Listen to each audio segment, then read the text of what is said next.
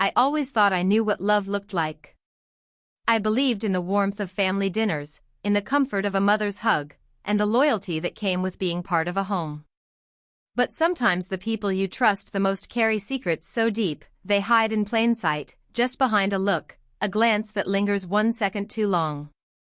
I never imagined that a single moment, one look from my own mother, would make everything I thought I knew about my family start to crumble. It started on an ordinary Sunday morning.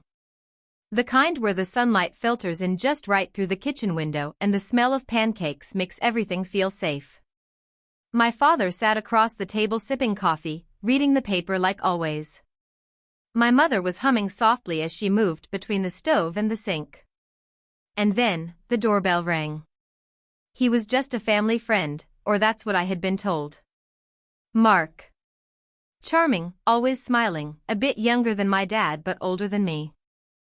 He was the kind of guy who could make everyone laugh, the kind people naturally liked. He used to come over now and then, sometimes for dinner, sometimes just to help Dad with the car. No one ever questioned it. Not even me. But that day, something was different. I saw it clearly. When my mother opened the door and saw Mark standing there, her whole face changed. Her eyes lit up, not in the way they do when you see an old friend, but in a way I had never seen before. Like she was trying to hide something but couldn't. And then she smiled, soft, slow, as if the world had paused just for them. I froze. I wasn't supposed to notice it, I guess. But I did. That look, it wasn't meant for a family friend. It wasn't innocent. It meant something else, something I couldn't explain but felt in my gut. Something was wrong. The rest of the day moved on like normal, at least for everyone else. But for me, something had shifted. I started watching her more closely. The way she laughed too easily when Mark was around. The way she avoided Dad's eyes when she thought no one was looking. I told myself I was imagining things. That maybe I was reading too much into it. But deep down, I knew something was off. One evening, I came home earlier than usual. The house was quiet. Too quiet. I walked in and called out, but no one answered. That's when I heard soft whispers coming from the kitchen. I crept closer, my heart pounding so loud I thought they might hear it. What I saw next changed everything. It wasn't just a look anymore. That moment became the beginning of everything falling apart, my trust, my family, and the version of my mother I thought I knew. What I discovered after that night was something no child should ever have to carry. And it all began with one look. I didn't say anything that night. I just stood there, quietly stepping back before they noticed me.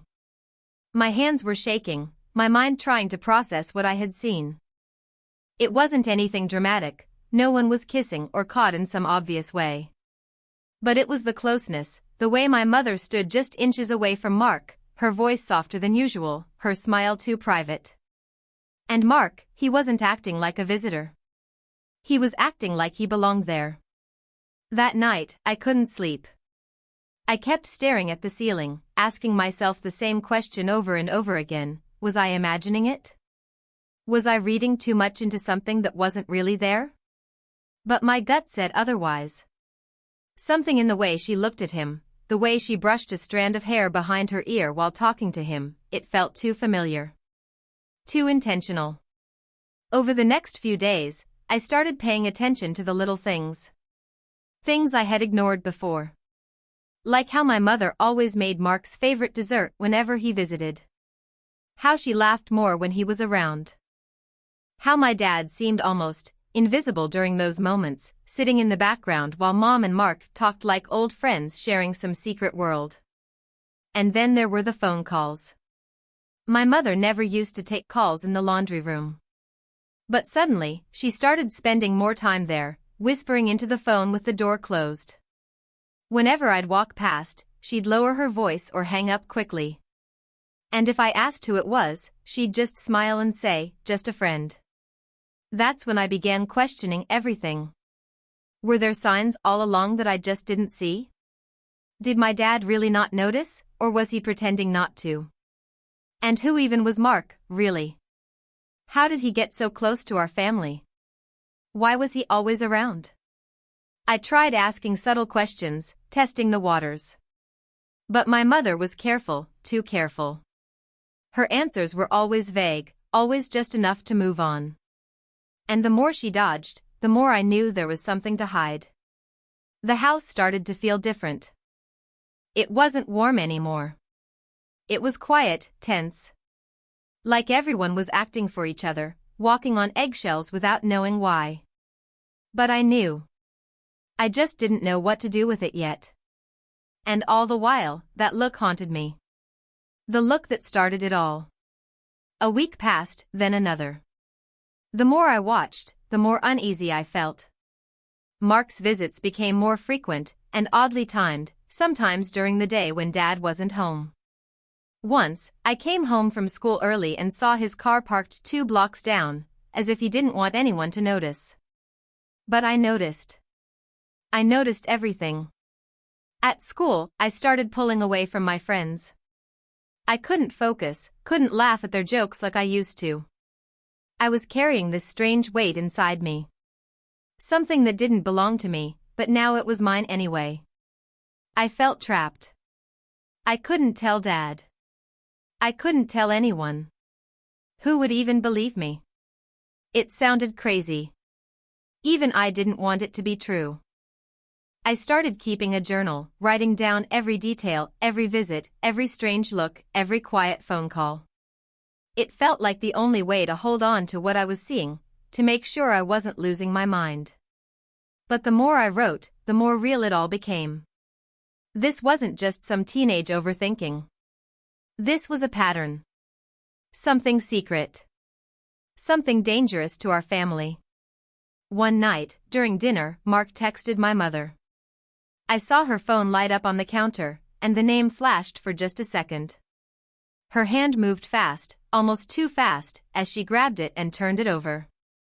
No one else saw it, but I did. I didn't eat much after that. I just stared at my plate, wondering if my father noticed any of it.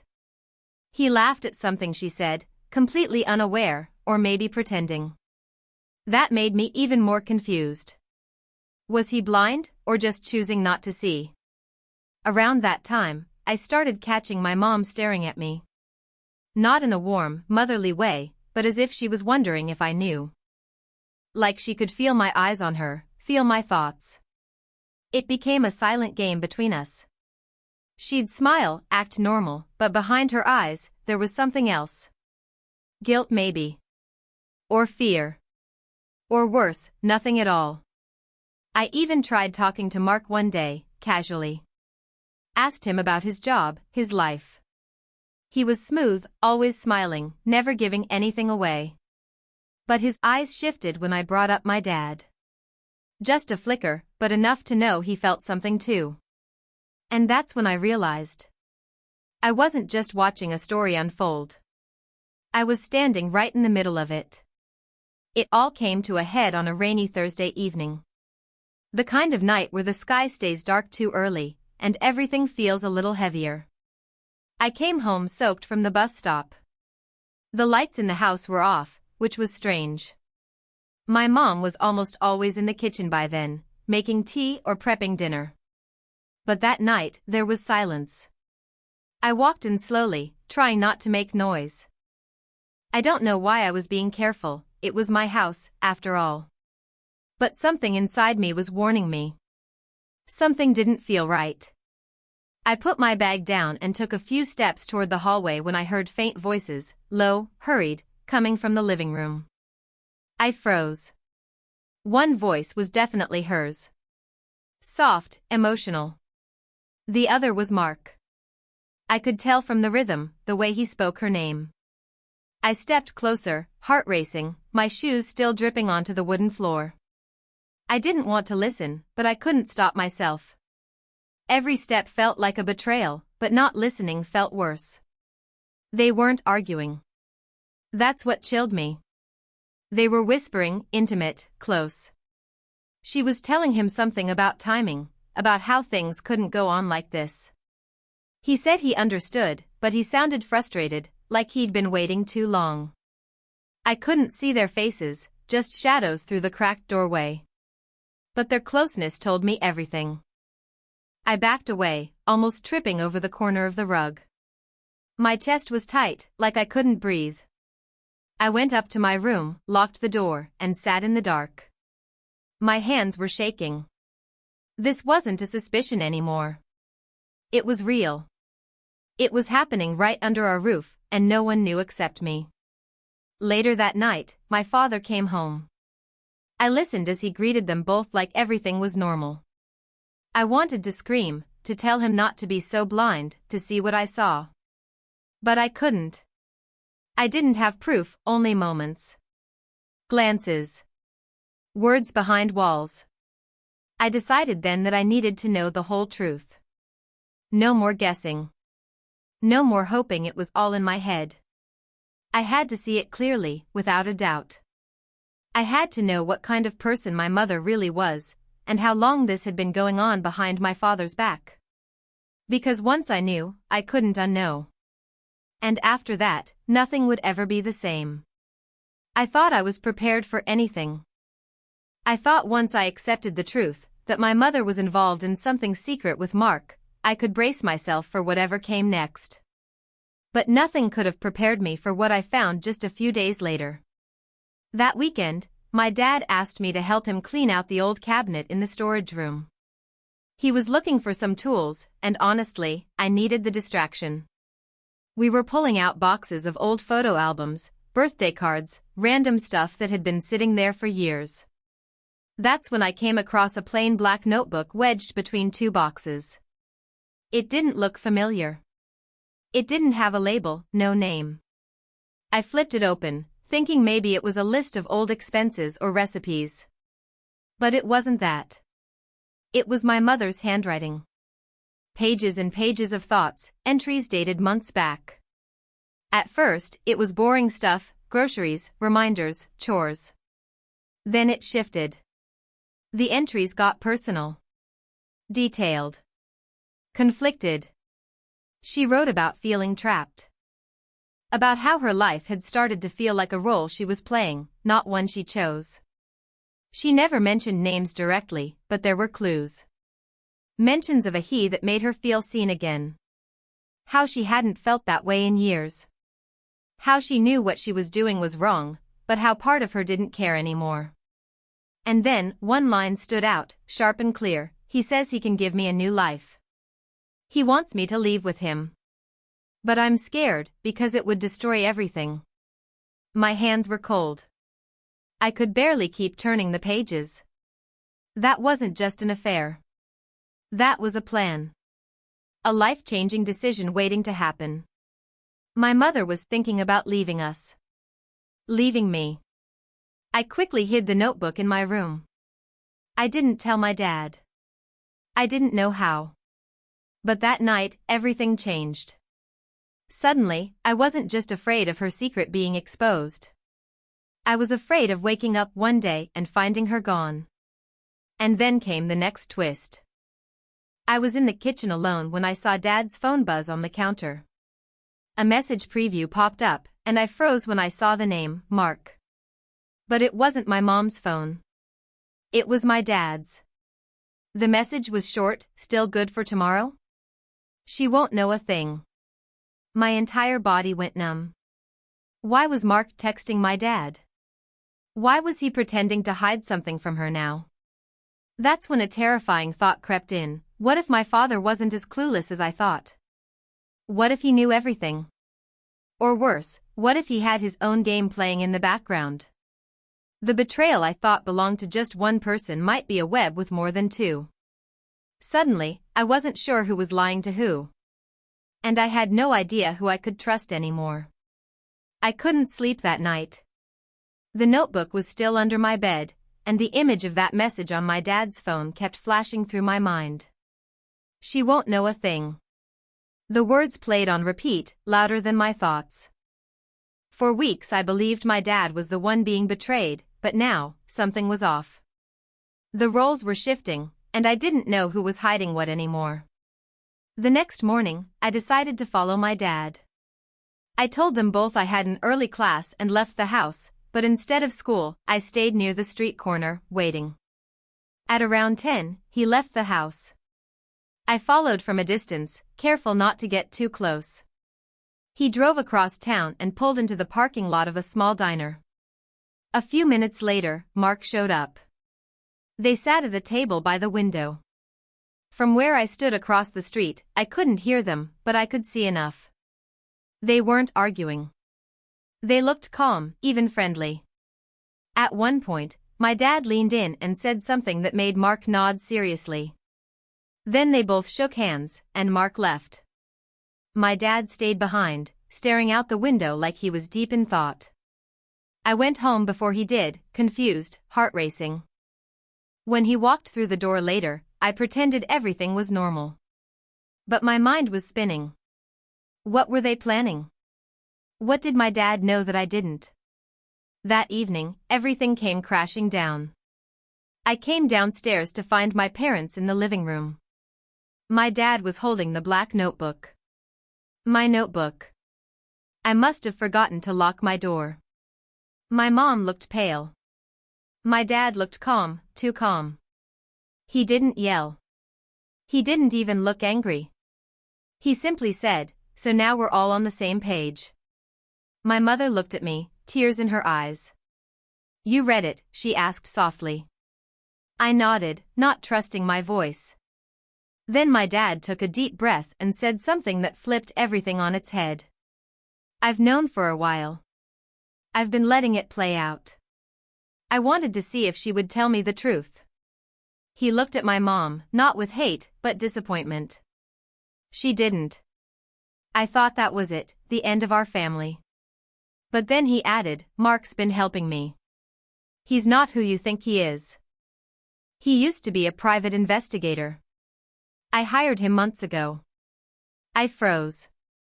All this time, Mark wasn't just the man in the middle of it all.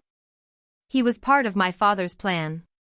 My mother's secret wasn't just discovered by me, it had been watched, tracked, documented. My father had known everything. And just when I thought it couldn't get any more twisted, my mom whispered, "You think you were the only one watching?" That's when I realized, their marriage hadn't been real for a long time. They had both been hiding, both playing each other. And I was the one who finally uncovered it all. That night changed everything. After the truth came out, the house felt colder, but not in the same way as before. This was different. It wasn't just about secrets anymore.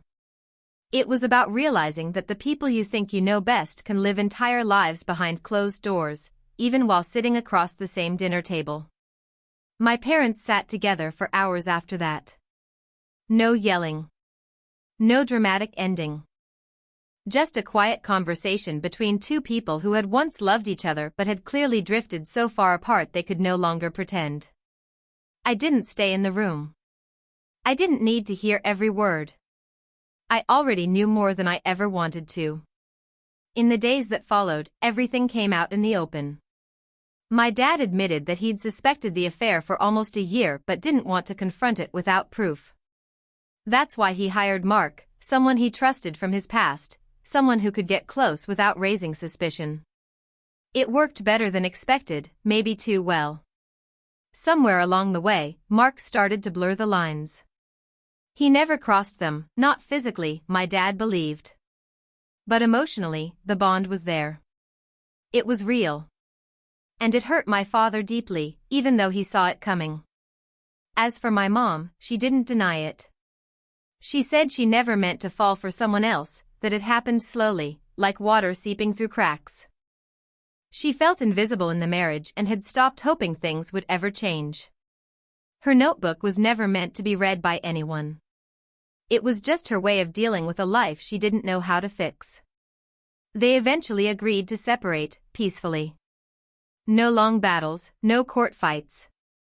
Just a quiet understanding that staying together for appearances would only make things worse, for them, and for me. They both moved out within a month, to separate places. My dad got a small apartment nearby. My mom moved in with her sister for a while to figure things out. Mark disappeared, and honestly, I didn't miss him. He served his role, whatever that truly was. But in the end, he was just part of a much bigger story. Looking back now, I've learned more in those few weeks than I ever did from any class or book. Trust isn't about words, it's about actions, patterns, and how people show up when no one's watching. Family isn't just about sharing a home, it's about honesty, respect, and the quiet bond that holds everything together. She was just my mother. But that look, that moment, it meant something much bigger. It cracked open a world I wasn't ready to see, but maybe it needed to happen. Because sometimes, the truth doesn't destroy a family. It reveals who's strong enough to rebuild it. And that's where this story ends. Not with blame, but with clarity.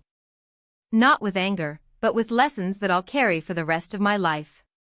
A true infidelity story, but also a story about truth, choice, and finally letting go.